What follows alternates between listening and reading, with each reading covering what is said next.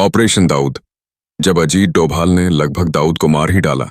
दाऊद इब्राहिम भारत का सबसे बड़ा वांटेड अपराधी, 1990 के मुंबई ब्लास्ट का मास्टरमाइंड, अंडरवर्ल्ड का किंग और आईएसआई का सबसे भरोसेमंद मोहरा। लेकिन बहुत कम लोग जानते हैं कि एक वक्त ऐसा भी आया जब भारत ने उसके गढ़ कराची में उसे खत्म करने की पूरी तैयारी कर ली थी और इस मिशन की कमान संभाली थी भारत के जेम्स बॉन्ड कहे जाने वाले अजीत डोभाल ने। यह है कहानी ऑपरेशन दाऊद की, जब दाऊद इब्राहिम मौत के मुहाने तक पहुंच चुका था। दाऊद का जन्म 27 दिसंबर 1955 डोंगरी, मुंबई में। पिता मुंबई पुलिस में हेड कांस्टेबल, लेकिन बेटा बन गया अपराध की दुनिया का बादशाह। 1970 के दशक में हाजी मस्तान और करीम लाला जैसे डॉन का उदय हो रहा था।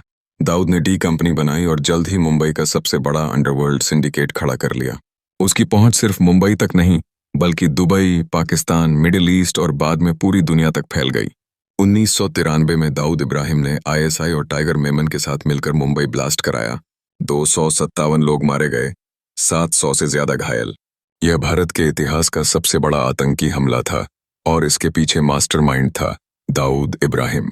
इसके बाद भारत ने दाऊद को सिर्फ अपराधी नहीं, बल्कि राष्ट्रीय सुरक्षा के लिए सबसे बड़ा खतरा घोषित कर दिया। अजीत डोभाल 1968 बैच आईपीएस अधिकारी, केरल कैडर, बाद में रॉ और आईबी से जुड़े। कश्मीर, पंजाब और नॉर्थ ईस्ट में कई अंडरकवर ऑपरेशंस किए।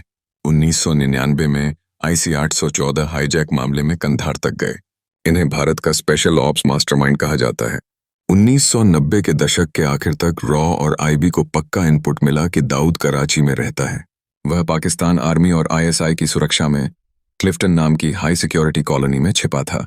डोभाल और उनकी टीम ने तय किया कि दाऊद को पाकिस्तान में ही खत्म करना होगा। ऑपरेशन का नाम अनौपचारिक रूप से रखा गया, ऑपरेशन दाऊद। दाऊद की दिनचर्या पर महीनों निगरानी, उसकी सुरक्षा, गाड़ियों और आने जाने का पूरा पैटर्न ट्रैक किया गया। कराची में भारतीय एजेंट्स ने उसके घर के बिल्कुल पास तक पहुंच बनाई। तय हुआ कि जैसे ही मौका मिले दाऊद को सीधे मार गिराया जाएगा। 1990 के दशक के आखिर में एक दिन टीम को पक्का इनपुट मिला कि दाऊद अपने क्लिफ्टन वाले घर से बाहर निकलेगा। भारतीय एजेंट्स पूरी तैयारी में थे। स्नाइपर्स, भागने वाले वाहन और भागने की योजना, सब तैयार था। दाऊद अपने काफिले में निकला, भारी सुरक्षा के बीच। लेकिन अचानक प्लान बदल गया। दाऊद की गाड़ी की जगह दूसरी कार निकल गई। या तो उसे भनक लग चुकी थी या आईएसआई ने समय पर सुरक्षा बदल दी थी। भारतीय एजेंट्स 1 सेकंड की दूरी पर थे, लेकिन दाऊद बच निकला। पाकिस्तान की आईएसआई को शक था कि भारत उस पर नजर रख रहा है। दाऊद को स्टेट लेवल वीवीआईपी सुरक्षा मिली हुई थी। उसके घर के आसपास पाकिस्तानी सेना और खुफिया एजेंसियों का पहरा था। इस वजह से ऑपरेशन दाऊद अंतिम समय में अधूरा रह गया। भारत सरकार ने भी अंतर्राष्ट्रीय दबाव और भारत पाक रिश्तों के कारण खुला एक्शन लेने से परहेज किया। यह ऑपरेशन भले सफल न हुआ, लेकिन इससे भारत ने पाकिस्तान को संदेश दे दिया कि चाहे कराची हो या दुबई, दाऊद कहीं भी सुरक्षित नहीं। इसके बाद दाऊद और ज्यादा छिपकर रहने लगा। उसने अपनी सुरक्षा दोगुनी कर दी और शायद ही कभी सार्वजनिक में दिखा।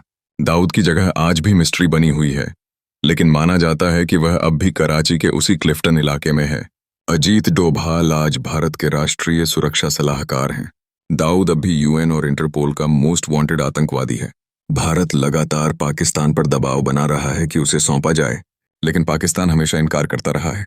भारत के पास अब 2 विकल्प हैं: भू राजनैतिक दबाव बनाकर दाऊद को कानूनी तरीके से पकड़वाना, या फिर एक और गुप्त ऑपरेशन करके उसे खत्म करना। दाऊद इब्राहिम आज भी जिंदा है, लेकिन यह उसकी किस्मत है, भारत की कमजोरी नहीं। क्योंकि जब भारत चाहे तो कराची की गलियों तक उसकी पहुंच है। अजीत डोभाल का वो मिशन आज भी दुनिया की सबसे साहसी खुफिया कार्रवाइयों में गिना जाता है। दाऊद बचा जरूर, लेकिन हमेशा के लिए डर के साए में, और यह डर ही उसकी सबसे बड़ी सजा है।